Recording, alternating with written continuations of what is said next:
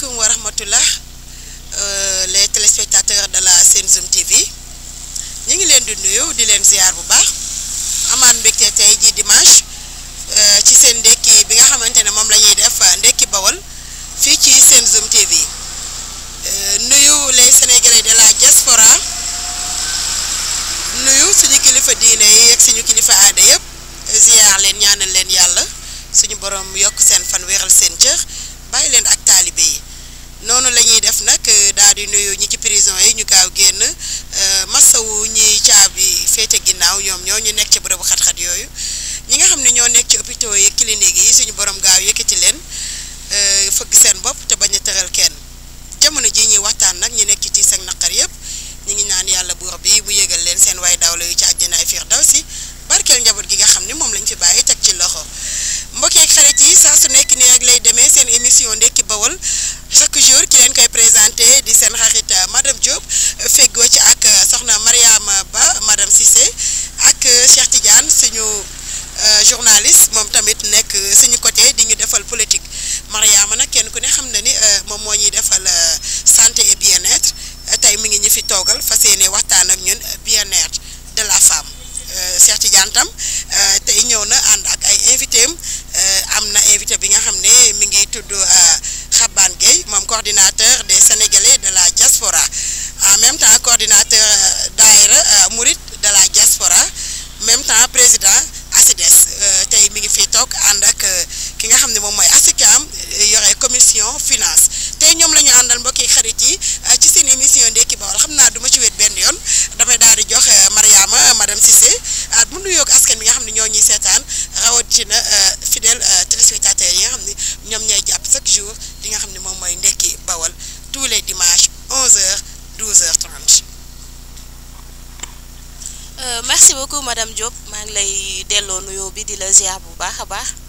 di wax ne encore une fois kontaante bu mag la ñu am pour ñëwaat tey defaat beneen émission comme d'habitude rek di nuyu ak di ziar téléspectateurs yi nga xamante ne ñoom ñoo ñuy seetaan di ñu bàyyi xel fii ci seen Zoom TV suñu fidèle internautes yi fàttewuñu leen benn yoon ñu ngi leen di ziar di wax ne kontaante bu mag la ñu am tey j'espère que waxtaan bi tey dina am solo. la dina am solo ndax liñ ñu nar a indil tey xam naa ne tey jii jéeg jépp bu ñu ko déggee ak tout tànk yi dinañ kontaan Cheikh Tidiane ñu ngi lay nuyu di la ziar di la dalal encore. ziar naa la di ziar les téléspectateurs de la Sen Zoom TV di am contentement di si ñaareelu émission bu ndekki Bawol di gërëm sama invité yi toog ni monsieur Xabane Gueye ak madame monsieur Xabane Gueye ak madame Assou Thiam di leen ziara bu baax a baax di am contentement si invitation bi di leen remercier merci beaucoup Cheikh Tidiane ñoo jox monsieur Xabane mu daal di nuyoog askan bi nga xam ne moom moo ñuy seetaan. ci diaspora bi man la Xabane Gueye maa ngi leen di nuyuwaat bu baax di leen ziara fii ci télévision Sen Zoom TV waaye dama koy defee rek ni ma ko daan defee waxtu wu ne bépp plateau boobu xam ne nii toog naa fa rek damay nuyu ñi nga xam ne nii nooy ŋànk banqaasu réew mi muy kilifa diine yi di ko jiital Serigne Mountakha Bassirou Mbacké di ko ñaanal mu yàgg fi loolu te wér di nuyu Serigne Cheikh Jëmb Fall moom tamit noo ngi koy ñaanal mu yàgg fi te wér di nuyu ki nga xam ne mooy Serigne Mbaye Sy Mansour Sy di ko ñaanal mu yàgg fi loolu te wér ndax ñoom noo téye banqaasu réew mi kon noo ngi leen di ñaanal bu baax nu yàgg fi loolu te wér su loolu weesoo maa ngi nuyu tamit madame Diop mii nga xam ni mooy def émission ndékki li muy émission bu am solo nekk développement de Diourbel di nuyu tamit sa techniciens yi nga xam ne ñoom nga àndal si liggéey bi waaw merci beaucoup. merci beaucoup Xabane dafa mel ni yaa ngi ànd ak ki nga xam ni ma ko présenté woon léegi Assou Thiam mi nga xam ne moom moo nekk commission finance Assou ñu ngi lay nuyu di la dalal ci sa plateau ndekki Bawol. auzu billaahi mina seytaani rajiim bismillaahi rahmaani rahiim maa ngi sant yàlla bu baax di julli Yonent bu tedd bi sallallahu alayhi wa sallam di nuyu yéen ñi nekk ci plateau bi may présenté wu man la Assou Thiam nekk ci mouvement ànd taxawu Diourbel mu nekk ci côté finance bi di ci ànd ak sama naataangoo yi maa ngi nuyu sama président Xabane ñi ma àndal ak yéen ñi ma nekk ci plateau bi di rafetlu nag invitation bi di ci am mbégte bu baax a baax a baax. di si am mbégte bu baax nag ñëw rek taxawal mouvement ànd taxawu njaareem ñoom laa ñëw fii wax si seen i kàddu di commencé rek si bisimilah rahmaani rahim ñaan yàlla may ñu eggale. pour ñu mën ko bàyyi bouillon yi nga xam ne moom la ñuy jaay rawatina ñi koy jaay tam. waaw merci beaucoup madame Diop am na solo question yi nga posé bon c'est très normal nag ñu yokk prix bouillon yi nga xam ne ni moo nekk au niveau du pays parce que boo xoolee dafa commencé bari trop dafa commencé bari te boo xoolee li ci bari ni muy ñëwee dafa jéggi dayoo ba nga xam ne ni te en tant qu'homme on a dit que ni day wàññi puissance u homme yi ça provoque l'impuissance de l'homme donc boo xoolee loolu doy waar la loo xam ne ni lépp luñ ci mën a def rek pour éradiquer ko loolu moom dafa nekk lu am solo lool macha allah te aussi tamit boo xoolee au niveau du pays entreprises yi nga xam ne ni ñoo koy liggéey comme l'exemple de Patisen ou bien les autres entreprises ñoom boo xoolee instant yi dañuy créer emploi aussi tamit bu fekkee tamit dañ ko bëgg a éradiquer carrément loolu tamit day mën na augmenter le taux de chômage au niveau du pays donc pour ne pas dire éradiquer ou supprimer totalement on peut dire ñu contrôler seen dose yi wut ay simistes yoo xam ne nii dañoo xool dosage bi nu ñu koy def nu ñu koy utiliser ba nga xam ne nii du am ay effets yoo xam ne dina lor askan wi nga xam ne nii ñoo koy jëfandikoo voilà c'est comme ça merci beaucoup c'est loolu boo xoolee tamit lu jar a sóoraale la aussi bon parce que bari na fi trop ay sénégalais ñooy liggéey ci entreprise yooyu bu fekkee tamit da nga leen a supprimer tamit da nga yokk taux de chômage au niveau du pays. mais Cheikh boo xoolee d'une manière générale de jour en jour yaa ngi gis ne chaque jour benn société ñëw génne beneen façon bouillon tuddee ko nu ko neex loolu tamit ban jàngat lañ ci am te ñun ñu ngi lekk rek xamuñu li ñuy lekk lu mu doon. non c'est trop normal mais xam nga entreprise demeewul noonu man c'est pas parce que dama leen di défendre aussi. mais entreprise dafa am ay ñu nga xam ne nii ay laboratoire yoo xam ne nii fa la ñuy caytoo lépp loo xam ne dugg na fa ñu caytu ko càmbar ko ba mu jaar yoon ay ñoo xam ne nii dañoo jàng li nga xam ne dañoo jàng dosage bi jàng mélange bi ni ñu ko war a jaaralee yoon ba nga xam ne nii du am effet yoo xam ne nii waaw dinañu mën a lor à ce point parce que boo xoolee produit yi ngay wax nii depuis suñu maam yi ba léegi ñu ngi dund avec donc boo xoolee tamit mën nañu wax am na ay conséquences mais conséquences yooyu noonu peut-être léegi la commencé gën a bari par rapport aux autres entreprises yi nga xam day ñëw implanté wu au niveau du pays moo tax xam naa peut-être mu am. d'accord voilà merci beaucoup Cheikh Tidiane xam naa ñu jox ci tuuti rek suñu mbokk bi nga xam ne moom moo nekk les Sénégalais de la diaspora en même temps nekk fii ci diwaanu Diourbel nekk ci marché bi tam di gis jigéen ñi te it di borom kër soxna yi di ko togg. ban jàngat nga ci am ak ban message nga ciy lancé soxna yi. waaw soxna si maa ngi leen di nuyu bu baax di rafetlu émission bi ndax émission bu am solo la lu jëm sax ci wàllu bouillon yi nga xam ne nii noo ngi koy indi Sénégal nit ñi di ko utiliser di ko lekk muy faat sunu waajur yi di rey sunu doom yi ci ay erreur yoo xam ne nii waroonoo xam. fan lay jógee ak fan lay jaare ba dugg biir Sénégal loolu lan ñu njëkk a war a waxtaane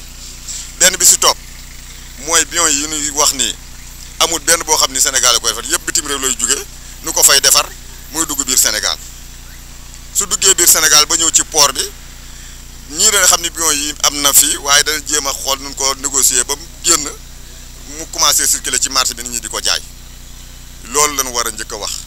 kon noo ngi lancé suñu autorités yi bouillon yi nga xam ne mi ngi ci réew mi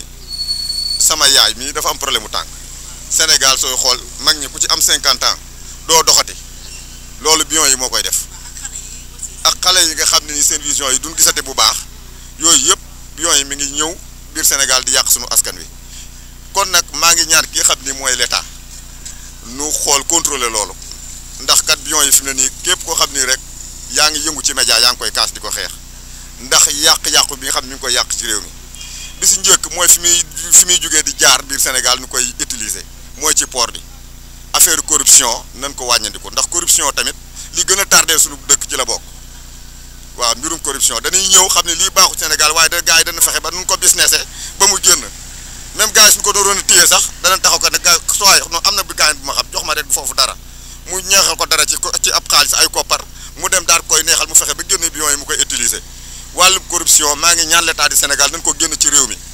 mi fii corruption mi ngi fi am bion yi dañ fiy dugg di yàq suñu njaboot kon nag maa ngi ñaan loolu nu daa si liggéey bu baax merci beaucoup. voilà merci beaucoup Xabane gi li wax ji am na solo message bi yaakaar naa ni jàll na lii rek lañ leen indiloon ci seen émission jigéen ak muy rubrique boo xam ni dafa bokk ci émission bii di Ndekki Bawol xam naa dañuy joxe Mariama rek moom it mu daal di ñëw ci rubrique am di santé et bien-être tey nag bien-être la leen indil ngeen déglu ko bu baax parce que moom macha allah saa bu ñëwee rek xol yi day sedd mais message bi day daal di jàll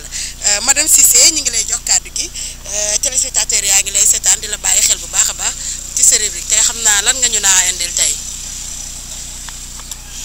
madame Diop comme ni nga ko waxee tey dañuy ñëw ci bien-être mais xam naa dañuy def benn point Covid bu ndaw wax que ni rek rappeler que ni mbas mi ngi fi ñu gën a bàyyi xel gën a ñaax njaboot gi gën leen a wax ñuy gën a respecter mesures d'hygiène yi maanaam di raxasu ba tey nañ xam ne mi ngi fi jógeegu fi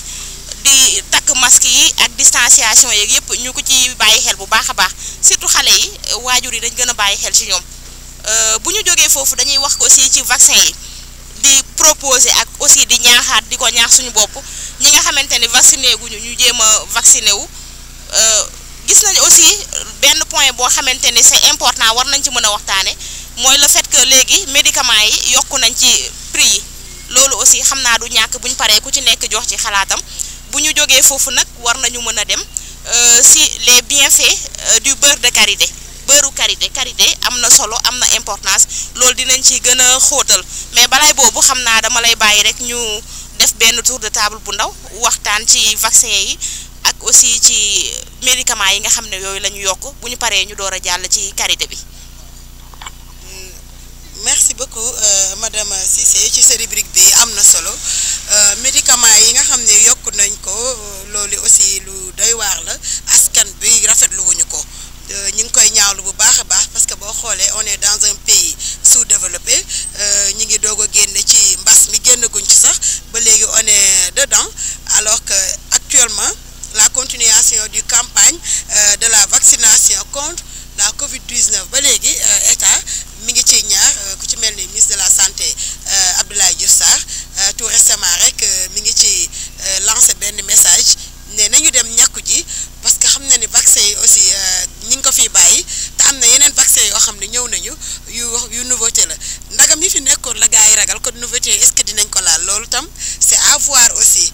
ñu bàyyi ci xel mais man fi may ñëwee mooy est-ce que médicaments yi ñu yokk yoon la parce que dëkk bi tey boo xoolee nit ñaa ngi jooy liñ naan bala nga ni naam ne fa te actuellement xale yi sonn nañu parents yi chômage bi bari na ci kër yi ñuy dem retraite li ñuy fayee ko barewul soo ci bëggee fay ndox fay ci courant fay ci location mais médicaments yi ñëw fay hôpital ba day metti ñu yokkaat médicaments yi fan la ñu jëm ñun fan la ñu jëm loolu aussi war nañ ci taxaw seetlu man je pense que état bala muy jël yenn risques yi di ci dugg wax na consulter wu xool état askan wi fan la ñu toll ndax mën na nekk wala mënul nekk parce que bala muy génne kàddoom di wax rek wax na vérifier waat def li ñu naan consultation waxtaan ci biir communiquer ak nit ñi nga xamante ne ñoom ñoo nekk sur le terrain ñu gën a xam lan la askan bi di dund ndax lii wax na wala warul loolu daal yaakaar naa ni man ñi ko rafet lu bariwul xam naa dama jox Cheikh Tidiane kàddu gi. Voilà madame Diop comme ni nga ko waxee Mariama c'est très normal Sénégal parce que boo xoolee Sénégal ça fait partie des 20 pays les plus pauvres du monde instant bi boo xoolee lépp lu ñu am peut-être au niveau du santé dafa seer trop pour faju fii au niveau du pays dafa seer trop te boo xoolee ñi nga xam ne ni ñooy dem di faju ji foofu seen loxo yi jotul seen gannaaw par rapport aux autres pays du monde yi nga xam ne ni ñoom xaw nañu nekk les pays développés comme on peut dire ñooñu seen faju dafa yomb trop parce que boo xoolee ñoom dañ lay faj gratuit te fii Sénégal da ngay gis koo xam ne day feebar dem hôpital bala ñu la laal dañ naan la daggal ticket fee jëndal say ordonnance bala contrairement à l'Europe nga xam ne nii nag ñoom dañ lay faj ba pare doog laa laaj li nga war a fay bon loolu moom loolu lu am solo loo xam ne nii comme peut-être sama invité moom il était là-bas peut-être mën nañu si andil ay leeral yoo xam ne nii dina gën a éclaircir monsieur Xabane Gueye.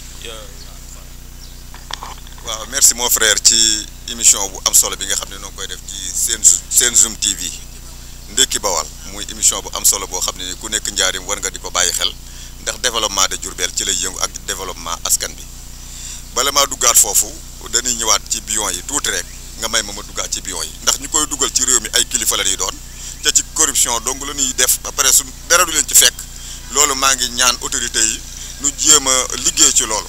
ndax corruption li gën a tardé suñu réew mi di Sénégal loolu ci la bokk ay kilifa yu taxaw dàq ci état di def lu leen neex te dara du leen ci fekk loolu day delloo am réew gannaaw waaw bu loolu weesoo li ngeen wax noonu ci wàllu médicament yi ñëpp a xam ne léegi Afrique ñu si bëri sax léegi fayatunu Afrique laa la waxuma la Europe de waaye Cap-Vert gii fi mu ne nii soo feebaree Cap-Vert gii nga xam ne nii 1960 amoon nañ problème mu lekk dem ba amuñu lu lekk président Senghor dem 1962 yóbbu fa benn bato jël Cap-Verdien yi andi leen Sénégal gis nga ñaata Cap-Verdien nekk Sénégal 35000 Cap-Verdien noo ngi Sénégal Cap-Vert léegi dem nañ ba raw Sénégal soo demee fi mu ne nii île de Cap-Vert ba dugg ci hôpitaux yi dan lay faj médicaments yi ngay wax nii yu si bëree bëri sax duñ la bind sax ordonnance naan la demal jëndi ko dan la koy may ci biir hôpital yi nga war a accoucher di am doom césarienne garab ya fa nekk yëpp doo ci jënd dara dan la koy may gratuitement te demoon nañ ay jamono yoo xam ne nii lu nu lekk sax amuñu ko kon nag suñu demee bay yokkaat médicaments yi fii ci Sénégal loolu moom dañu jaaxal surtout ñun ñi nga xam ne nooy mouvement taxaw askanu njaarim nga xam ne ci affaire yooyu la ñuy yëngu ñun noo ngi créer mouvement bi janvier boobu ba léegi chaque fin du mois dañuy dem ci hôpital yi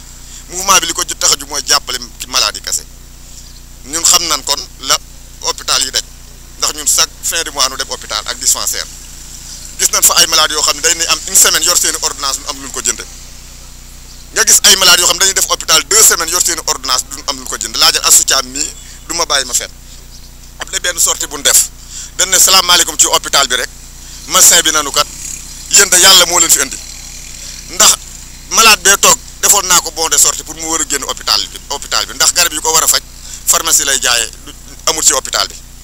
su amul ci hôpital bi sax nu mën koo jéem a xool duñ ko faje mu defoon naa ko bon de sortie pour mu war a génn waaye yàlla ji leen fi indi de moo ko xam mu ànd ak beneen góor ma ne ki mu àndal anamu mu ñëw ma jox ko 4 enveloppe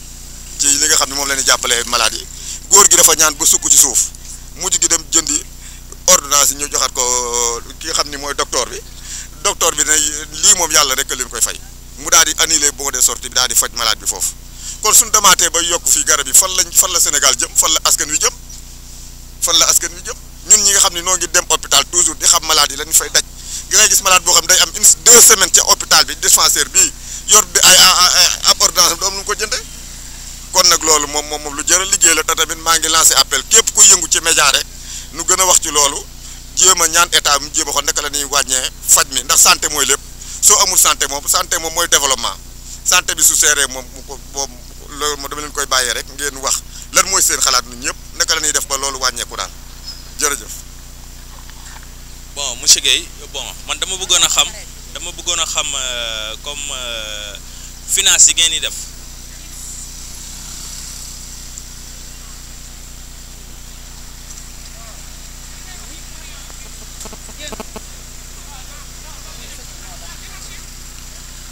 bon monsieur Guèye dama bëggoon a xam yéen finance yi ngeen di def ak ndimbal yi ngeen di def ci seen mouvement bi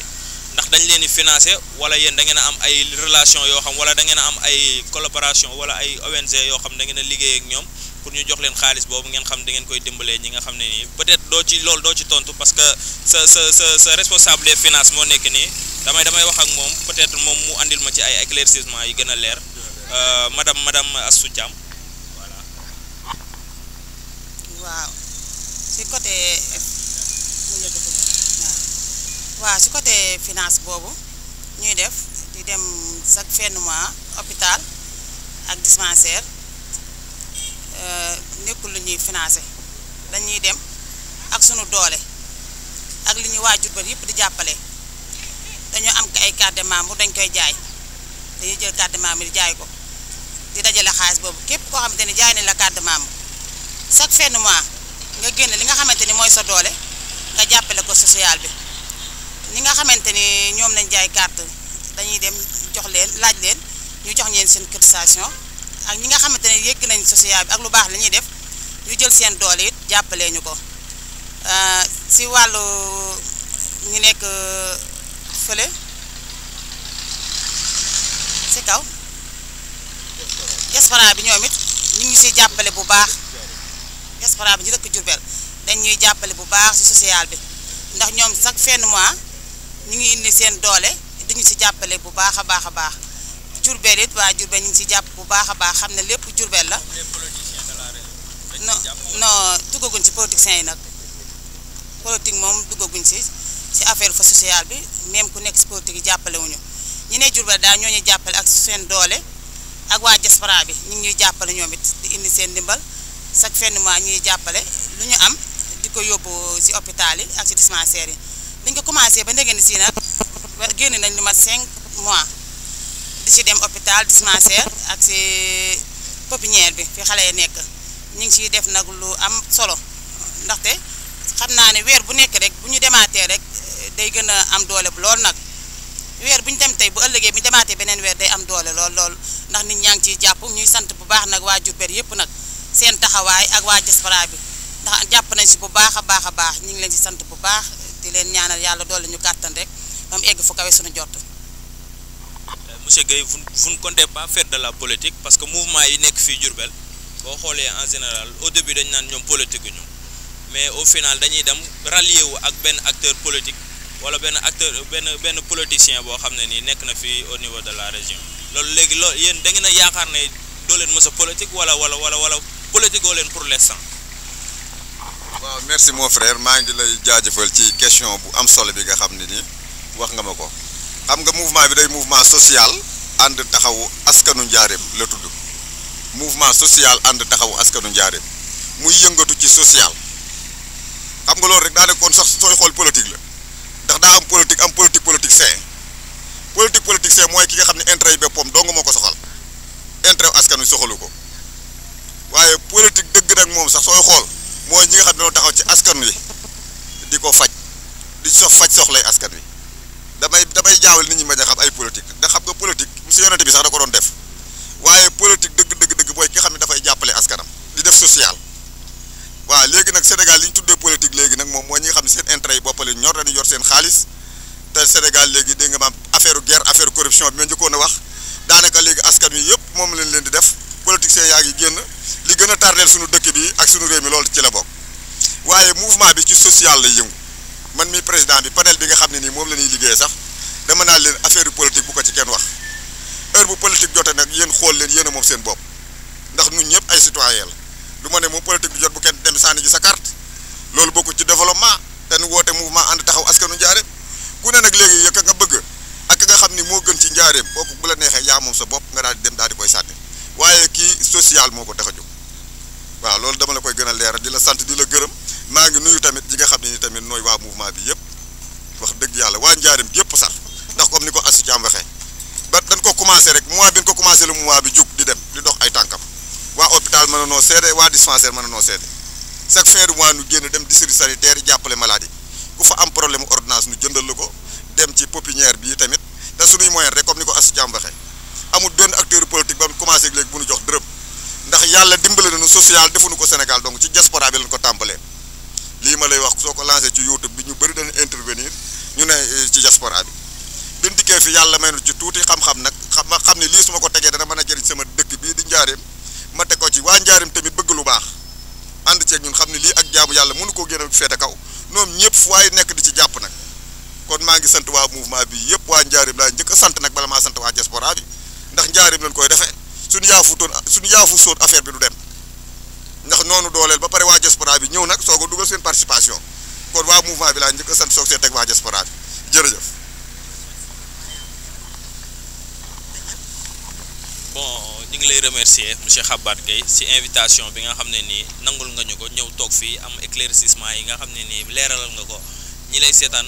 ci au niveau de la région de Diourbel ñu ngi lay gërëm di la sant bu baax madame Diop ñu lay jox kàddu gi. voilà merci beaucoup Cheikh Tidiane sa invité Khabat Gueye ñi ngi koy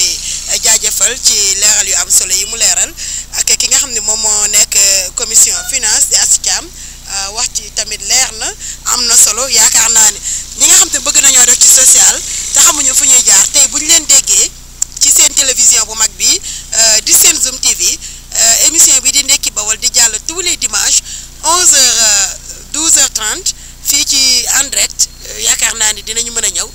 am nañu def ak yéen jàpp ci ba mu gën a baax ñu ngi lay jaajëfal bu baax a baax Mariama mu mel ni am nga beneen rubrique bien-être boo xamante ne war na dugg léegi mais sa rubrique santé bi jaar na yoon parce que duggalaay nañ ci les Sénégalais de la diaspora cap-verdiens yi li nga xam ne tënk nañ ko fi kon ñun nan la ñu war a mën a def madame Cissé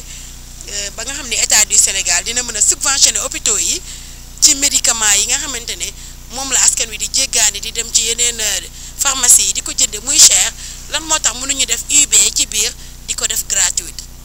ana social. am na solo madame Diop xam naa Cheikh moom dafa xër xaw ma naka la moom këf na sama rubrique bi de non man maa ngi ci santé bien-être maa ngi wax pareegu ma Cheikh jubal ci invité yi waa léegi nag comme jëlaat naa sama xaaral ma eggale sama rubrique ñu ngi may signaler ni dañu war a dem service commercial teel ñu daw service commercial léegi daal di ñëwaat ku ci mel ni restaurant Daaru Xudoos Baye di Ndiaye moom it ndeysaan di jaay lu am solo lu neex lool xam naa war ngeen ko dem seeti keneen ki ci des di Khadim Sarr dégg jàmm boutique nekk di Devignon moom it di jaay prêt à porter yu baax moom it suñu partenaire la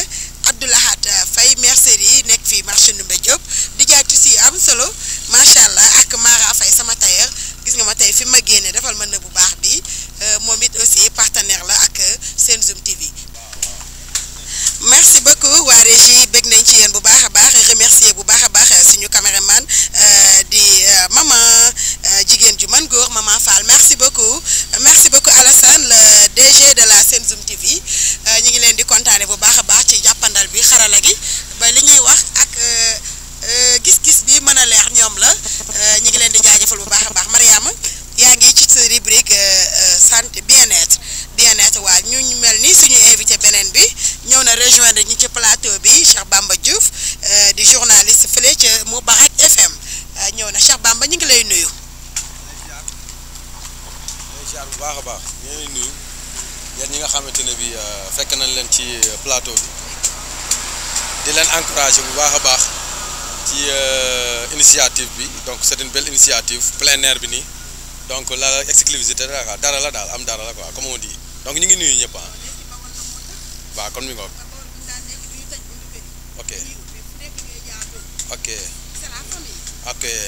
ok loolu ngeen indiwaat daal waaw originalité la quoi am na solo waaw am na solo.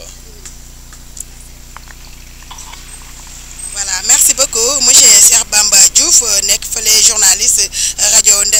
Moubarak FM Mariama ñu bàyyi la ak sa rubrique bien-être. waaw kon bu ñu jógee ci santé bi xam naa dañuy rebondir ñëw si bien-être bi rek tey dañoo indi benn loo xamante ne lu am solo la lu am importance loo xamante ni depuis maam yi ba tey ñu ngi koy utiliser di gis njëriñ li muy karité ñu gis ne lu am solo la loo xamante ni bëri na ay njëriñ ci njëriñam yooyu nag am na yuñ ci jot a noté bëri na mënuñu lim lépp mais gis nañ ne karité mën na nekk loo xamante ni dafay hydrater la peau dafay nooyal yaram loolu njëriñu karité la karité aussi bu fekkee da nga am ay tuñ yoo xamante ne dafay faral di wow di xar booy utiliser karité la nuit bala ngay tëdd boo sangoo ba set nga jël karité def ko ci sa tuñ nga bàyyi fanaanoog moom loolu dafay tamit nooyal tuñ loolu tamit njëriñu karité la gis nañ ni aussi jigéen ñu bëri nga xamante ni dañuy pratiquer dépigmentation di xeesal souvent wala ñu am yaram bu bëri dañuy am ay rew yooyu boo sangoo la nuit aussi nga jël karité gi di ko def ci sa yaram aussi dafay wàññi li nga xamante ni mooy rew yooyu noonu dafay tamit wàññi ras am na ñoo xam ne seen kanam dafay ras boo koy utiliser souvent aussi dafay wàññi ras bi ak cerne yi mooy ñi nga xam ne seen suufu bët yi boo xoolee en général day mel ni lu xaw a gonflé wala mu def ay lem-lem loolu aussi karité baax na ci trop karité aussi nekk na loo xamante ni dafa baax si massage maanaam bés bu fekkee da nga tooy wala sa yaram di metti bu ñu la dampee ak karité da ngay gis effet bi nga xamante ni am na ko dafay tamit bu fekkee da nga am góom ba mu wér dafay def cicatrice léegi pour cicatrice bi gaaw a deñ boo ci appliquer karité aussi dafay gaaw pour dindi ko baax na tamit pour les bébés ñi nga xam ne dañuy door a juddu boo juddoo karité lañ lay njëkk a dàmpee mu doon loo xamante ne yàlla moo ko booleeg ñun mu doon richesse boo xamante ne am nañ ko fii en Afrique ñu mën ko utiliser mu jëriñ ñu jigéen bu wasin karité lañ koy dàmpee bébé karité lañ koy dàmpee jigéen bu borom këram jël karité kon karité daal bëri na ay njëriñ bëri na ay bienfait même jigéen ñi nga xamante ne dañuy sëy ci seen biir néegu sëy am na usage boo xamante ne mën nañ ko utiliser karité bi boole ko ak ay neb-neb yooyu yaa ma gën a xam ak jigéen ñi xam nañ yenn saay aussi nga boole ko ak sungufu gowe yooyu yëpp ay astuce la yoo xam ne jigéen ñi xam nañ ko xëy na peut-être que duñ ko mën a toog di ko wax ci télé bi nii mais ay astuce la yu am solo yoo xamante ni ak karité am na solo trop mais nu ma ko nar a waxee man fi mu toll nii nu ma ko nar a waxee ci télé bi man moo ma nar a jaaxal mais en tout cas daal jigéen ñu bëri xam nañ njëriñam xam nañ usage am waaw comme waxi télé la nag entre jigéen ñi xamante nañ waaw waaw baax na d'accord amul problème waaw non amul problème Mariama rubrique bi am na solo di bien-être karité man dama ne li nga ci wax yëpp am na solo mais dañu ne jigéen bu ñu ko mayee jëkkër première nuit bu muy consommer mariage am dafay soxla karité bàjjan bi da koy dàmpee karité le lendemain matin bi bu fekkee dafa jël grossesse aussi durant la grossesse da koy diw ci biiram day tax doom bi bu juddoo dafay rafet du day set wecc loolu damay gis mère yi di ko def alors que day nourrir la peau comme ni nga ko waxee pochette yi karité aussi daf ci baax d'une manière générale soo dammee ba wér dañu ne del def karité di ko ci dàmp ndax dina baaxal kii bi yax bi daal boo rëkkee tamit la même chose karité dafa baax ci karaw surtout karaw karité da koy nourrir parce que lu fi maam bàyyi woon la xam nga karité am na ñoo xam ne bu ñu toggee ruy sax dañ ciy def karité mais bu weex bi lay doon bu ñu toggee supp dañ ko ciy def rawatina wasin bees yi parce que dafay faj li gowe di def loolu la karité di def donc rawatina mois bii nga xam ne moom mooy nawet bi gowe bi ngay wax nii dafay am solo aussi mais karité moom seddaay bi sax dafa baax ci xale yi di ko diw sa doom seddaay moo gën yeneen produits yi ñuy jël parce que karité guddi gi nga koy diw soo yeewoo rawatina tànk yi nga xam nga Jurbel sedd bi ci suuf lay jógee day xar tànk góor ñu bari seen jabar yi mënuñu leen a toppatoo yenn toppatoo yi parce que dañu lâché daal ci biir kër gi alors que karité bi ñoom ñu jëlal ko seen bopp di ko diw guddi gi jël kawas sol ko lu baax la bu ñu xëyee sangu ak ndox mu tàng yaakaar naa mbokk góor ñi sax ñooñu gën a bëgg karité góor ñi sax dañuy jënd karité man yaakaar naa waaw dafa am góor ñoo xam ne dañu koy bañ parce que dañu naan xet bi mooy xeeñ genre mais bu dee tamit xet bi daf la déranger am na noo xam ne mën nga ko utiliser da ngay jënd peut-être que yàggaayu karité bi mooy tax mu am xet mais karité bu bees bi boo demoon ay Kédougou ay Tamba ñoom dañ koy toggee au lieu de diwlin sax ñoom loolu la ñuy préparer seen ay repas parce que bu bees lay doon mais buñ ko indee fii ak ni muy yàggee ba mu am xet boo ko bëggee dindi mën nga ko jël nga bati ko nga def ci ndox nga bati ko ak ndox mi ba mu weex tàll da nga koy jël mélanger ko ba mu weex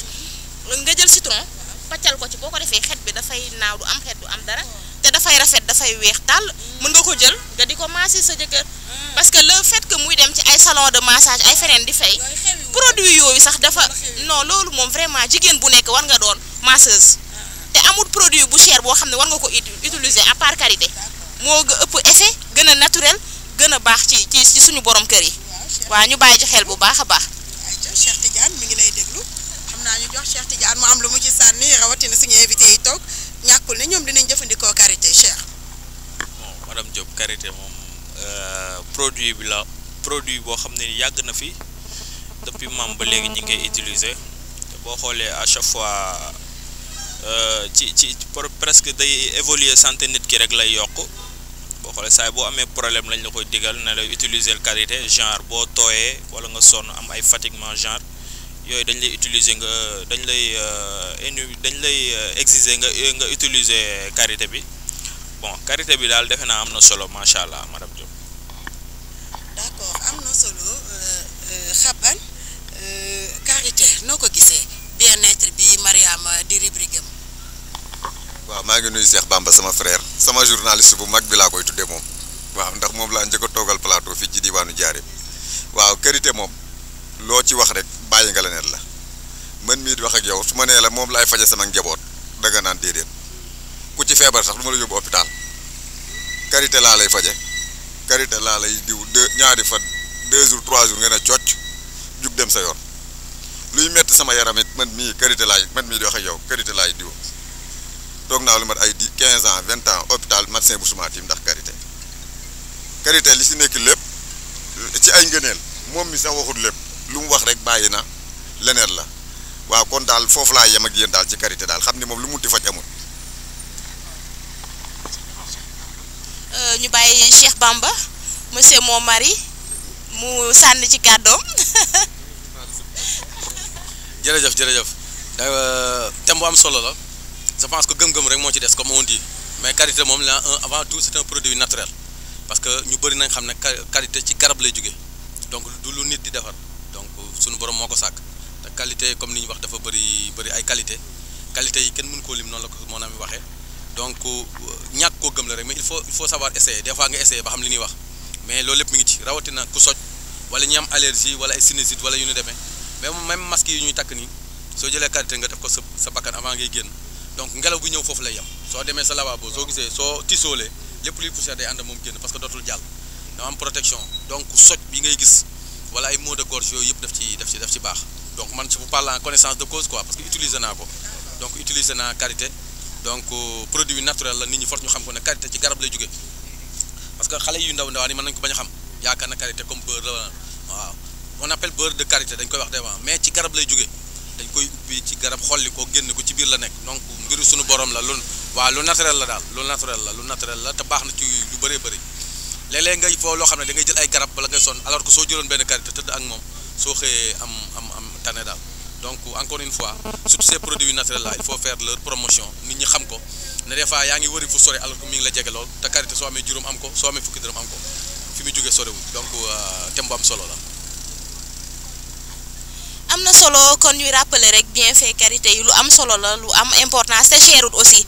Sénégal nag dañu tàmm en général lu cherut rek pour ñoom amul valeur wala kiiwut te ñun ni mu yombee fii ñu koy jaayee à partir de juróomi dërëm rek mën nga am karité mën nga ko diwoo 3 jours juróomi dërëmu karité mën na la servir 3 jours mais dañuy préférer ay produits cosmétiques yu cher yi affaire yooyu di ko préférer te pourtant karité bi ñu koy jëlee fii di ko yóbbu à l'extérieur dañ ko fay ñooñu dañ koy utiliser. boo seetloo produit cosmétique yëpp boo liiree ci seen affaire yi ne composants yi boo ko liiree da nga ciy gis beurre de karité parce que dañ koy jëlee Sénégal fii yóbbu ko foofu noonu ñooñu xam nañ valeur am jaay leen ko lu yomb ñoom seen produit bu baax bu ñu am boo liiree dañ ci gis beurre de karité te amul foofu noonu amul à l'extérieur fii la am en Afrique mais ñoom dañ ko fiy jëlee di ko utiliser kon ñun nañu xam li ñu yàlla may valeur bi mu am ak njëriñ li mu am ñu koy utiliser bàyyi complexe bi foog ne lu ñu jëndut mu cher feneen rek amul njëriñ liñ fi am lu baax la. merci beaucoup madame Cissé ci sa rubrique boobu di bien-être yaakaar naa ni mbokk téléspectateurs yi ñuy seetaan ci seen Zoom TV fii ci seen émission Ndekki Bawol yaakaar naa rubrique bi am na solo te it parents yaa ci biir kër gi dinañ ci bàyyi xel bu baax ñoom ñëpp jël nañ ci note mais tey sa rubrique bi dafa mel ni ay spécialiste nga fi ama xabaan wax na Cheikh Bamba Diouf wax na Cheikh Tidiane aussi la même chose mu mel ni que ñoom ku ci ne góor ñi sax ndagam ñoo xam njëriñu karité rawatina jigéen ñi ci biir kër gi nga xam ne ñoom ñooy ëmb di wasin ak diw bi nga xam ni moom mooy xesal bi ñuy diwoo yooyu yëpp comme ni nga ko waxee tout à l'heure muy lu am solo ñu bàyyi ci xel xam naa ñuy lay remercier bu baax a baax ba dimanche bi di ñëw rek ci beneen rubrique xam naa bu gën a am solo bii rek macha allah bég nañ bu baax a baax léegi rek maman dugal ñu benn générique rek ñu daal di ñëw ci suñu dernière numéro daal di tëj ci li nga xam ne moom la ñuy waxtaanee di li nga xam ni ku waa régie kontaan ci baax jaajëfal madame Cissé ci rubrique bu am solo boobu ñu partagé ci plateau bi génne ci ay experts ñoo fi nekk nag de karité man tey loolu laa leen di tuddee ay experts de karité tey ñu ngi ñëw monsieur Cheikh Bamba ci li nga xam ne moom mooy problème mu suuf yi ak maire yi nga xam ne ñoom ñoo nekk ci diwaanu Sénégal ñu seetlu ne maire yi d'une manière générale kenn ku ci nekk nu la neex ngay saax-saaxee suuf soo toogee ba muy indee problème ku ci mel ni le maire Bamba Fall tout récemment rek ñu ngi dégg na démb la population Médina ñoom ñëpp ñu ngi génn ci mbedd mi di indi ay boucan ndax lan maire bi dafay saax-saaxee suuf si te nanguwuñu ko fële ci Tiwaawoon aussi ñu xool ne Cheikh Tidiane si moom tamit foofee ñu suul benn vieux bu am 100 ans tey ba waa dëkk ba soxlaa suuf sa tey am nañu problème ba duñu mujjee sulli ka nga xam ne moom lañ fa suuloon te moom mu joxe woon ndigal ba ñu denc ko fa ngir suuf sas nga xam ne moomuñu ko lan mooy waral problème mu suuf yi ak maire yi di jël suuf soo xam ne population bi ñoo ko moom ñu jël ko di ko saax-saaxe te indi na fi problème yu baree bare Sangalkam fépp foo ci dem rek problème mu suuf la ñuy wax ban message nga leen di lancer ci loolu nga xam ne moom la askan wi ñaxtu ci problème mu suuf yi ak les maires. ok jërëjëf madame Diop donc laaj bu am solo la donc c'est une question li ñuy wax d'actualité une question qui est venue à son heure parce que lépp nag mi ngi départ ci suuf dafa commencé am valeur dafa am valeur mooy suuf bi nit geddoon wala bi xabbaan bàyyoon je donne un exemple parce que jarul woon ñaar fukk tey jii suuf boobu daf ciy mën a am ay millions donc loolu rek moo di coow li du leneen beneen bi force ñu organiser waat ko par ay texte parce que suufu Diourbel ak suufu Dakar bokkuñu loolu force nit ñi xam ko donc fi mën nañu fi ay domaine national la bi domaine privé la domaine nangam sangam te nit ñi liñ tënk suuf ñu si bëri xamuñu ko maa ngi ñoom a ci yem te alors que ay charte moo ko tënk benn bi loolu ay problème la beneen bi da ngay am sa suuf téye ko dëkk sàggane ko ba un jour nga bëgg cee jóg am problème am récemment rek maa ngi ci benn dossier bu may dox boo xam ne dossier suuf la kuñ mayoon suuf mais ki ko mayoon bàjjanam la mais ay 12 ans après mu ñëw bëgg kayit yooyu def ko ci turam mais il a tous les problèmes du monde parce que ñu ngi koy laaj ay certificat d'héritage xam nga ay certificat ni appel ni opposition est-ce que yow yaa war a doon maire bi donc loolu lépp la daal force nit ñi di dem vers l'information ak bañ jël say kayit rek denc dama koy commencer ci yow ak ñi ñuy dégg ñëpp kenn ku ne kayit yi nga yor su fekkee ne sa tourné wu ci teel a la jóg parce que day gën jafe donc foofu la ñuy commencer suuf su ñëwee ci affaire Bamba Fall bi nga wax ak Ndengaleer ak yooyu yëpp Ndengaleer ak Babacar Ngom boobu man li ci ëpp ànduma ak population bi waaw par rapport ñun information yi ñu am par ci par là parce que nañ xam ne Ndengaleer fu fertile la woon ñoom ñuy bay yu ndawaan ki nga xam ne mooy Babacar Ngom moom sédiment doomi njaareem la pour ngeen xam ko ñeneen xam ko parce que kër Awa Dior la fekk baax foofu la ay mbokkam dëkk donc dafa dem Dakar yàgg fa dem ba am fa teraanga mais jàpp nañ ne doomi njaareem la njaareem sax waroon nañoo dox ay kii pour mu defee ay kii donc vidéo bi su ko gisee waa njaareem ñu ngi koy tàllal loxo mu en tant que doomi Diourbel lu mu fi mën a investir lu mu fi mën a def donc mi ngi noonu ku yàgg a liggéey la nag ku yàgg a liggéey la nit ñi ñoo ko yeex a xam mais ñiy gëstu ak ñi yàgg suivre actualité xam nañu bi mu dalee liggéey ëpp na 30 ans 40 ans donc mu gis na terre yooyu war na ko mën a viabiliser mën na fa def leneen mais dañu nekk ci monde de communication boo xam ne ki ëpp làmmiñ lan naan moo am dëgg ak ki ëpp lu muy yooxu mais duñ xam kan mooy dëgg ba pare kii àtte amul ñaari les bonnes versions li muy am mooy kii muy gis rek li mu wax loolu lay sukkandiku donc comme li ngeen koy waxee yéen journalistes yi recoupement damaa déglu Xabbaan wax te Xabbaan dafa am problème ak madame Diop kon naa déglu madame Diop su ma dégloo ñaari kàddu yi nag ci laay doog a àtte moo tax en général su problème amee soo dégloo Xabbaan da ngay am obligation waxat madame Diop su madame Gowañi nga ne askan wi man kat tàllal naa sama micro madame Diop mais madame Diop moo bañ a wax su boobaa dinañ xam ne tëdd nga njaaxaanaay loolu dafa am solo su dee Ndengaleer boobu ci suuf yooyu boobu man jàpp naa ne Babacar moo am dëgg li tax moo am dëgg mooy mën nañ na terrain yi peut-être dafa ñëw tey nga ne sa terrain bi wala lii ñaata nga ma koy jaayee nga ne lii de man 100000 sax ku ma ko ci jox baax na mu ne su ma la joxee 500000 nga ne loolu sax dëgg du ma ko gëmee ma jox la 500000 nga defaral ma kayit ñu dem ci maire dëkk ba wala communauté rurale ba ay jamono yooyu mu defar kayit yi ñu denc 10 ans après ay politiciens jaar fa ne la fii ñaata nga ko jaayee nga ne 500 millions da laa nax fii jar na 10 millions mais est-ce que 10 millions tey jaroon na 500 000 dara parce que sama mbubb mi ku ma ci fay 100 francs ma jaay ko sama teeyaayu bakkan te dofuma dara jàpp ma donc su la neexee yóbbu ko peut-être à part su demee devant la mën nañu ko jàppale comme recel mais su fekkee ne kii bi nu mu tudd prix bi raisonnable na ak jamono yo ngi koy jëndee ak jamono yi ñu koy waxee est-ce que méngoo na parce que ñëpp xam na ne jamono tabaski mi ngi ñëw ay jamono soo masaana am fukki junni doo neexal kenn léegi soo amee fukki junni doo am xar donc yooyu force nit ñi di ko bàyyi xel te gis nañ ne teer yooyu ñi ngi xeex bañ delloo leen ko mais fañ ko bàyyi woon ay maam fa lay delluwaat te alors que Babacar Ngom je ne fais pas son procès musuma ko gis c'est vrai que am naa ñu aman moom relation ak ay amis communs mais man personnellement musuma toog ak moom kon donc du ma def procès damay wax rek te yàlla tax ak ñun Sénégal gépp moom tàmbali woon na di ko viabiliser maanaam di fa bay di fa def loo xam ne ay doomi Sénégal nga fay suturlu di fa def ay production boo xam ne ci biir Sénégal lañ koy jaayee te dañ daan ko importer ay doomi Sénégal yoo xam ne dañ daan toog di tëdd ak nelaw ña ngi fay liggéey donc ak yeneen mais léegi booster nañ ba léegi gis nañ ko également du moom kese Ablaye Dia bu Sénico gis ngeen dafa gañe procès moom dafa yéegal ñoom ba gañe procès ñu ne ko yaa am dëgg mu ne léegi mayaat naa leen ko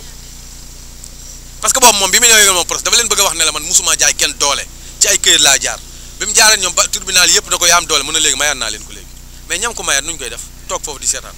te loolu lépp donc ñun kon sénégalais yi nan bàyyiwaat du ma ne nag maire yi ñooy am dëgg de léeg-léeg maire yi am na si ñoo xam ne waaw moom dañoo doy waar Bamba Fall waaw xam nga Médina moom ni mu koy waxee waaw mënul ñàkk parce que Médina donc mën na ñàkk mënu ñàkk parce que Médina dafa nekk dëkk boo xam ne dafa xaw a complexe parce que dafa nekk ci digg Dakar ba pare am ay réalité boppam xam nga Médina da ngay gis ko yor yi milliards ba pare yor baraak parce que da ngay gëmloo ñu la sa baraak bi sa maam moo ko fi bàyyi woon dafa amay junne dafa amay rab waroo ko defar artistes yu bëri ay Mbaye Dieye Faye soo demee ay ñoom Youssou Ndour seen kër maam yaa nga fa ba léegi mën nañ koo defal lan moo tax liggéey ñu ko loolu ak leneen dëkk la boo xamante ne donc maire yi des fois dañuy prox ndollu ci ay fenêtre yor foofu ba gars yi bàyyi ko xel mais nit ñi daal comme ni ñu war a wax nañ dem vers l'information sama kër gi dama koy jaay sama kër gi dama ko war a jaay sama suuf am na fi ay services yoo xam ne muy cadastre muy impôt et domaine muy urbanisme ña fa ne suñu xaalis lañ leen di fayee l'argent du contribuable da nga am obligation wala su la neexee am nga possibilité fëgg ci porte ñëw toogal les directeurs na ko man citoyen la sama kër gi fii la toll ma bëgg ci nan laay def. mais dañuy seetlu ne Cheikh Bamba suuf boo ko jëndee ren dans 5 ans boo ko jaayaatee mun nga ci am lu bëree bëri loo xam ne dana tax nga mun cee jëndaat suuf yow tabax ko te tee nga dese ci sa gafa est-ce que loolu taxul problème bi waaw moom laa démarré mooy un problème financier économique bi ma doon la wax na léegi ci laa joxe léegi exemple na la xar bi doon jël fukki junni nga masaan ko jënd di tiitaru léegi soo yoroo fukki junni mënoo mën a am xar wala xar ba ngay am da ngay bàyyi ba 3 heures du matin donc foofu laay waxee c'est-à-dire nit ñi ñoo dem vers xam nga paa yi njëkk ya suñ bàyyi ñoom dañ doon fexe njaboot gu suur rek suñ suuree nit ñi xàppi li si des garaawul léegi nag ñun ñiy toog ñëpp kenn ku ne bëgg nga sa këru bopp te kër bu moderne nga bëgg te kër bi nga bëgg moom loolu donc loolu ñëpp bëggandoo ko moo valoriser léegi suuf moo valoriser suuf ba léegi surtout rawatina Ndakaar ak faneen donc ak courtage bi ci am ak yeneen affaire yi nga xamante ni peut-être kenn mu ko wax ci télé ak rajo donc c'est un peu complexe donc loolu moo ko indi du ma la njuuj njaay sax mais xam nga blanchiment sax am na ci pour mu leer affaire suuf yi ngay dégg blanchiment sax am na xam nga Sénégal li ci ëpp ci affaire yi ñuy wax gisoo xari laa dum su ne ab xar buy jar 20 millions xar ci xel li xel xalaat xar warut a jar sax 5 millions benn xar su ne lee xar day jar 20 millions am na ci loo xam ne yow xamoo ko man xamuma ko keneen xamu ko donc c'est un cadre restreint te donc xaw a doy waar loolu mooy indi ci suuf ci indi ci leneen ak leneen quoi. merci beaucoup Cheikh Bamba mu mel ni leeral yi am na solo ci problème mu suuf yi nga xam ne moom la ñuy jànkonteel ci jamono ji ci suñu diwaan yi ci suñu région yi ku ci nekk suuf rek moo la tax a jóg mu di doy waar te ñëpp a bëgg suuf ñëpp a bëgg tabax Mariama problème mu suuf yi naka nga ko gisee jamono ji dañuy ne kër léegi nécessité la ñëpp bëgg ko fu neex waaye rek ñu dem ñu jaay la suuf te kala koy jaay du la jox sa papier yu leer yomb tege rek ngay xool daal di koy jënd après un moment donné mu indi la ay conséquences nga yéeg ak a wàcc. waaw loolu de constat bu ñuy def la vraiment gis nañ ni à chaque fois problème suuf coow yi day ñëw di ñëwaat tout le temps ñi nga xamante ne ñoo gën a noble sax ñi nga xam ne ñoom lañ jàppe ne ñoom ñoo sant yàlla ñooy borom doole yi sax dañuy xëccoo suuf mën nañ ne peut-être que dañu nekk ci mujjum jamono dégg naa ne mujjum jamono ñun ñi dañuy taluñu leneen dañuy xëccoo suuf loolu moo ko waral bokk na ci sabab yi daal en tout cas mais xam naa ne waa suuf ñi gën a am c'est ça te dañuy jaay doole maanaam ñi nga xamante ne ñoom la yàlla may taraanga dañuy profité ci seen doole ak seen kàttan pour di exploiter ñi nga xamante ne amuñu wala comprendre ñu xamuñu ndax ki nga xamante ne dafa hérité benn suuf ci ay maamam xamul fu mu war a jaar xamul nu mu war a def mu leer ko ni suuf si moom moo ko moom yow nga jaar ci suuf ut ñoo corrompre ba am say papier yoo xam ne xamoo kenn xamul noo ko lijjantee nga jaay ko doole jël place am loolu tamit wax dëgg yàlla injustice la mbirum suuf daal compliqué na. merci beaucoup lu compliqué la moo tax dañuy daal di ñëw ak Cheikh Tidiane ci problème mu maître Babou comme ni ñu ko junjee léegi tout à l'heure yaa ngi gis ne amoon na fi problème ak procureur ci problème mu suuf en tant que maître ñoom ñaar ñun xamuñu kan moo ci am verdict bi ci kan la mujj exactement est-ce que mën nga ñu ci indil ay leeral ak lan ngay wax ci ñi nga xam ne ñoom ñooy jënd suuf yi ci ñi di leen di neexal ci suuf te suuf yi jaarul ci yoon kayit ya leerul. waaw macha allah madame Diop am na solo bu baax a baax problème bi nga xam ne ni mooy opposé wu entre Maître Babou ak le procureur boobu moom mënuma ci wax parce que amul benn éclaircissement boo xam ne ñoom ñaar ñëpp mën nañ andi nañ ko ci bon affaire justice la nañ bàyyi justice def liggéeyam ci côté boobu li ñuy wax mooy ñu bàyyi di bëgg lu yomb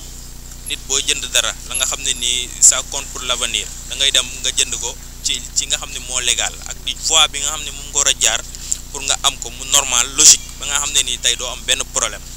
boo xoolee Sénégal da ngay gis koo xam ne day yollee ko fee andi ay papier won la ko ne la papier yi kat kër gi maa ko moom mi ngi lié tel nangam sangam mun naa la ko jaay lu yomb sans pour autant mu dem jaar ci notaire bi wala mu dem cadastre wala genre da ngay ñëw yow bëgg lu yomb ba tax nga dugg ci loolu noonu léegi au futur mu andil ay problème genre dafa am question boo xam ne nag dama ko bëggoon a poser sama beneen invité bi ñëw nii toog muy Cheikh Bamba Diouf en tant que observateur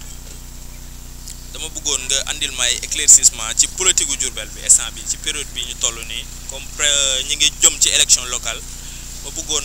nga andil may éclaircissement ci actuellement ci politique bi fi mu toll nii. ah d'accord donc loolu suñ ci dinañ ci mën a wax tuuti parce que par rapport ak émission politique yi ni def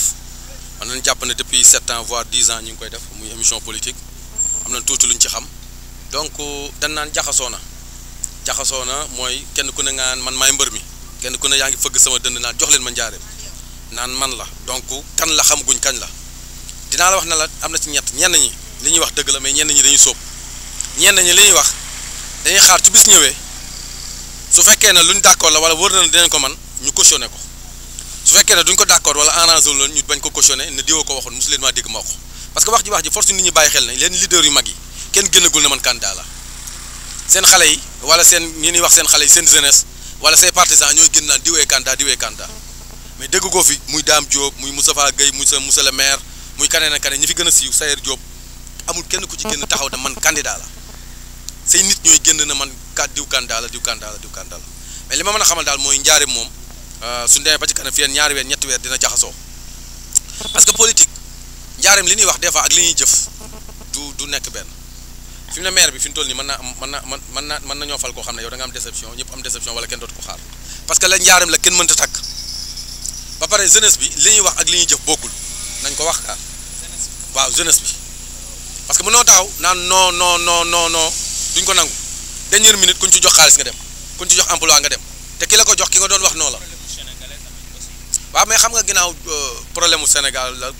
en entier la mais ginnaaw njaareem lañ dëkk te fi ma interpellé moo tax ma singulariser waa Diourbel mais problème mu Sénégal la mais dama ne on ne peut pas faire des omelettes sans casser des œufs loolu tubaab wax c'est-à-dire force mu metti munoo omelette te doo toj ay nen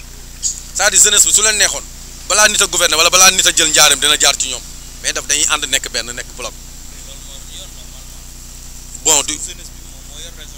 waaw jeunesse espoir la jeunesse réew mu ne dëkk bu ne localité bu ne dañoo war a bàyyi xel ci seen jeunesse parce que jeunesse su jàngul jeunesse su amul vision dëkk bi mënuñu fa am yaakaar parce que mag ñi dañuy bàyyi dañuy dem toog yi wir di defi leneen loolu mooy sunu ay kii donc jeunesse moo war a préparer wu mais jeunesse bi la am na leneen lañ lu fi war a def yoo xam ne dafay jar ay émission spéciale pour wax ci jeunesse bi mais fi ñu toll ñoom dañoo yaakaar ne ñun ñoo nax politiciens yi mais politiciens yi ñoo ñu nax parce que politicien boo fi gis Diourbel rek wut na ay nitam ne boole ko ne ay jeunes am la donc mu nekk une jeunesse divisée avant tout la jeunesse diourbelloise est divisée parce que ñii ña nga farat Moustapha Gueye ñee farat Dame Diop ñee farat monsieur le maire ñee farat Sayer Diop te ñoo ñëpp kenn ku ne am nga say jeune tudde ko jeune ku génn jeunesse bi ngay wax tu parles au nom de la jeunesse mooy waa Diourbel yëpp mais au moins tu fais promotion à ton leader loolu mooy problème bi mooy paradoxal bi nekk Diourbel dara wóoragul nag lu ñu la fiy wax nii rek ba pare Diourbel da ngay gis kuy analyser ci politique te xamul politique parce que koo xamante ne bii moom lim xam mooy politique ba politique mu dem voté ji ñëwaat xamul li ki mu àndal man mënu maa wax ci politique lu ma gëm wala lu ma xam moom lim xalaat rek lay wax mais bala nga xam politiciens yi nga pratiquer leen dugg ak ñoom génn ak ñoom élection yàgg laa fekk nga yàgg a def ay takk su yàggee même soo deful science politique da nga am politique moom la ñuy wax expérience ak li nga xamante ne mooy cursus scolaire am na ñoo xam ne defuñu science politique mais loolu la wax ci politique jàppal rarement lañ ciy juum loolu lépp expérience la l'expérience n'est rien d'autre que la somme des conneries gis ko fekkee dafa def loolu moo am solo mais Diourbel daal dara leera ko fi de toute façon ci côté pour tënk kii boobu côté APR rumeur yi ñetti candidat lañ indi wala ñetti candidature muy monsieur le ministre Dame Diop monsieur le directeur Moustapha Gueye monsieur le DG Sayer Diop te yooyu yëpp am na ay explication ñetti ñooñu ñoo fa génnagul wala moom la rumeur yi indi rien que pour APR te l'APR n'a rien à voir ak Benno Bokk Yaakaar y a des partis alliés de l'APR yoo xam ne ñoom it dañoo am droit taxaw ne ay candidats lañ donc loolu lépp donc ci kanam moo koy leeral opposition bi kenn xamagul dañuy ànd dem wala dañuy dem waaw dañuy dem loolu lépp am na solo monsieur le maire gis nañ ne moom dafa bi muy gagné loolu nit ñi dul bàyyi xel gañewul woon moom kese dafa àndoon ak réew mi dafa àndoon ak PDS est-ce que ñooñu dañuy continuer gunge ko est-ce que dañuy demal seen bopp donc y a tas de choses et tas point yoo xamante ni ay point d'interrogation mu ni guñ ci indi loo xamante ni bi dinañ ko indi ay leeral ci kanam a kanam. macha allah éclaircissement yi am na solo leer na trop macha allah bon damay joxaat kaddu gi monsieur Xabane Gueye le coordonnateur du mouvement taxawu Njaareem mu andil ñu ay leeral ci li nga xam ne ni laaj naa ko monsieur Bamba Diouf pour politique gu région de la Diourbel yow loo ci xam instant bi ci waxtu wi xoj nañu instant bi. maa ngi rafetlu bu baax li nga xam ne mooy émission bi di rafetlu tamit Senzoom TV liggéey bi nga xam ne moom koy def ci émission Ndéki li tax ma tudde ko sama journaliste bu mag bi man maa ko xam Cheikh Bamba moom laa njëkk a toogal plateau 2017 fii ci Bawol FM xam naa ne moom yàlla may na ko expérience boo xam ne nii ci li développé Diourbel ci la bokk ndax toog na lu mat 1 heure de temps man ak moom émission bu am solo boo xam ne Njaareem yëpp nga ko doon déglu moom daanaka tënk na lépp waaye man fa may daaneele fi ma koy tënkaate lii lu waral loolu lépp mooy corruption bi nga xam ne am na Sénégal xam nga affaire terrain yi man gis naa fi terrain boo xam ne ni ñaari nit a koy jënd ku nekk day présenter ay documents yu valable ñoom ñaar ñëpp nag ku si nekk day am documents yu valable daal koy présenter loolu nga defe ni yow loolu fan la jógee kilifa yi la jógee kilifa yee koy defar te dara du leen ci fekk li sama xarit ba waxoon rek nee na ma Sénégal soo bëggee dem Sénégal bul wax dëgg yu ëpp yi soo waxee dëgg yu ëpp yi dañ lay jàpp dañ lay tëj ci kosa gi il faut nga tolloo gars yi mais loolu su fekkee mi ngi am ci réew mi kañ lay dem kañ lay avancé moo tax daal maa ngi lancé appel li nga xam ne nii mooy population Sénégal yi rawatina waa Diourbel yàlla na nu yàlla aar yàlla na nu yàlla sàmm yàlla na nu yàlla defal loo xam ne nii moo gën ci réew mi gën ci askan wi ndax askan wi sonn na mais daal li ma lay koy tënkal Cheikh Bamba tënk na lépp li ko waral rek mooy corruption rek waaw ndax ñu nekk ci kaw dañuy def le maa tey dara du leen ci fekk nga gis koo xam ne ni yorul dara di wax dëgg soo defu naa doon koy jàpp tëj ko ci kosa bi kee nga xam ne yor na xaalis def maa tey dara du ko ci fekk loolu lañ war a lijjanti ba pare suñu bëggee suñu réew jëm kanam merci beaucoup.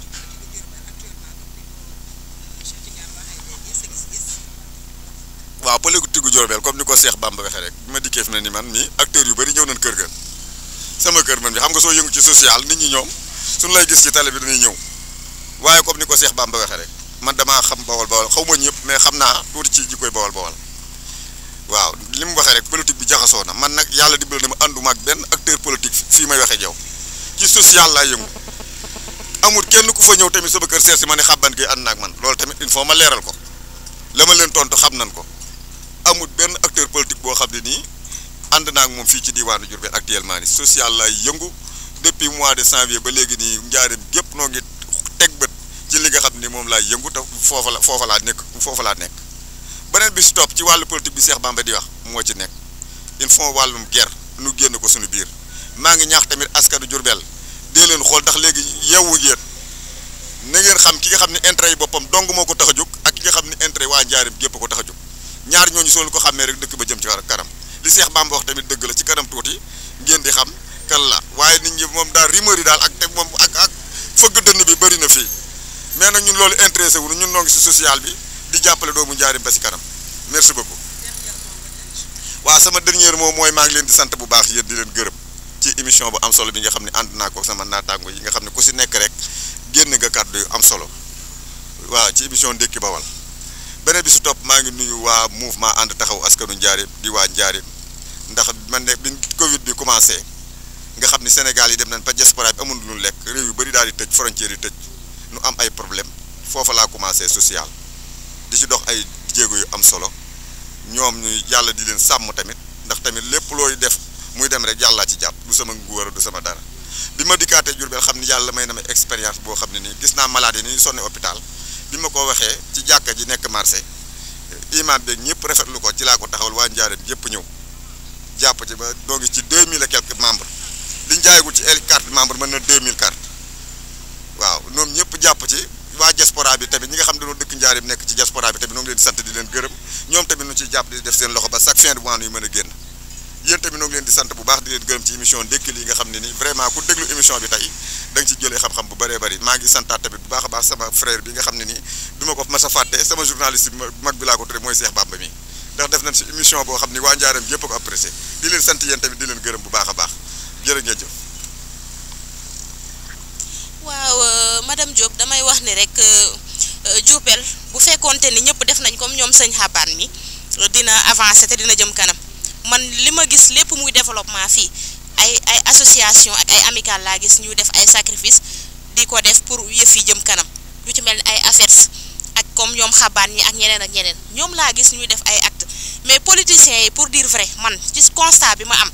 gisuma loo xamante ni mën naa ko duut baaraam teg ko concrètement ne ñoom apporter nañ lii Diourbel gisuma ko man bu fekkee am na daal man vraiment gisuma ko kon yaakaar naa ni jeunesse bi ñoom ñoo war a am fulla am fayda xool ka leen doy ñu am nit ki daal mbajum kanam bi boroom a koy fajal boppam mais nit bu ñëwee ba benn moment mu bëgg a falu ñëw di la neexal di la jox benn affaire boo xam ne c'est pour juste un petit moment bu paree mu jeex mu dem nga fal ko loolu man genre ñàkk fayda laa koy jàppee daal waaw nañ am fulla ak fayda ka ñu dimbale pour dëkk bi jëm kanam ñu voteel ko mais duñ toog ba nit ñëw dañuy jox ay 10 000 francs jël suñu yaay di leen dugal ci ay kaar xotti leen ay yére ñu nuróole tàccu fecc way ñu voteel leen loolu je pense que war nañ ko dépasser waaw bon damay jaare fii di tàggoo xam naa ne waxtu bi xoj nañu di leen jox rendez-vous beneen dimanche incha allah di kontaan aussi si suñu invité yi vraiment waxtaan bi tey am na solo am na importance di joxante rendez-vous beneen dimanche incha allah merci madame Diop.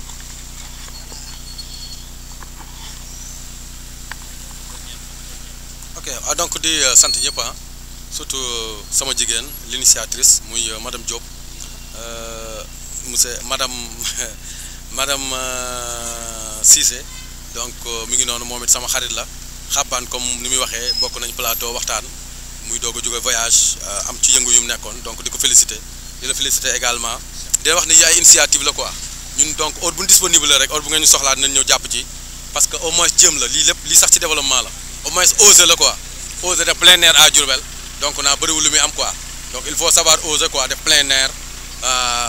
def émission xaw xamante ni bii donc am na solo su fekkee ne mas na fay amal li muy am bëriwul donc ñu waxtaane ko te ay doomi Njaaréem dañoo ngi seex ba pare di waxtaane Njaaréem dafa naa am na solo di leen ci encourager ak di leen ci féliciter waa di sant ñëpp di gërëm ñëpp donc à la prochaine. voilà ñu ngi leen di gërëm di leen sant bu baax a baax ci ànd bi ngeen ànd ak ñun di ñu suivre sur la Sen Zoom TV di leen jox rendez-vous dimanche prochain incha allah. voilà merci beaucoup Cheikh Tidiane kontaan nañ bu baax ci yow ci sa introduction rawatina ci say invité yi nga àndaloon ku ci mel ni Xabaan ñi ngi koy jaajëfal bu baax a baax ci social bi muy def en tout cas c'est à saluer quand même fàttali leen ni moom daaray murid yi nga xam ne ñoom ñoo nekk bitim réew les Sénégalais de la diaspora moom moo leen fi représenté donc loolu lu jara bàyyi xel la kon ñu ngi lay jaajëfal bu baax a baax Cheikh Bamba Diouf journaliste en politique ñi koy remercier ci disponibilité ci seen émission bu mag bi di Ndekki Bawol merci beaucoup Mariama madame Cissé ci sa rubrique am na solo santé et bien-être yaakaar naa li nga fi jot a jukki am na solo mbokku téléspectateurs yi ñuy seetaan bàyyi nañ ci xel bu baax a baax te dinañ ko jëfee quant à moi merci beaucoup à Mara Faye mi nga xam ne moom moo ma habillé tey ci robe bu rafet bi ak na bi yëpp ñu ngi koy jaajëfal bu baax remercier ko bu baax encore une fois mi ngi fële rue Ndiobentaay bi jaajëfal naa ko bu baax a baax moom Mara remercier mboolem ñi nga xam ne ñooy suñuy partenaire te jàpp ci équipe